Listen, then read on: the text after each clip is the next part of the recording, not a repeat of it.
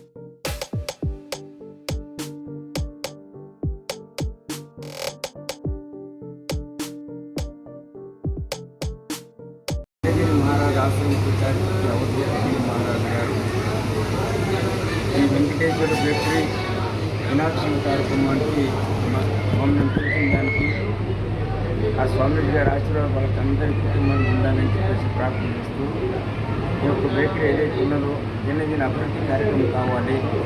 ఎందుకంటే ఏదైనా కార్యక్రమం మంచి చేయాలంటే ఎన్నో జన్మాల పుణ్యం ఉంటే మాత్రమే మనం ఈ కార్యక్రమం చేయగలుగుతాం.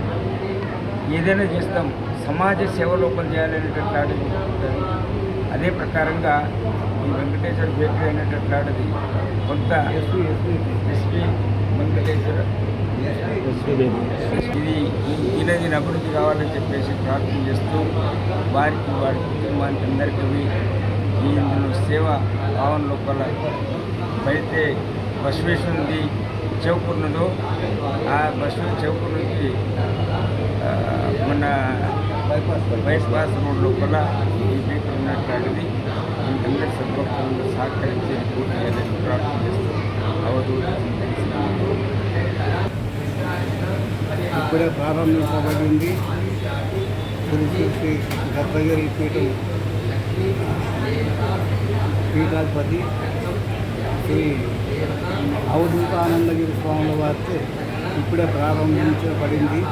ఇది మన సంగారెడ్డి బైపాస్ రోడ్లోని ఈ హనుమాన్ మందిర్ ఉంది కదా, లైఫ్ ఇన్సూరెన్స్ ఆఫీస్ పక్కన నుంచి ఈ పక్కన ఇక్కడ తెరవబడ్డది ఈ రోజే.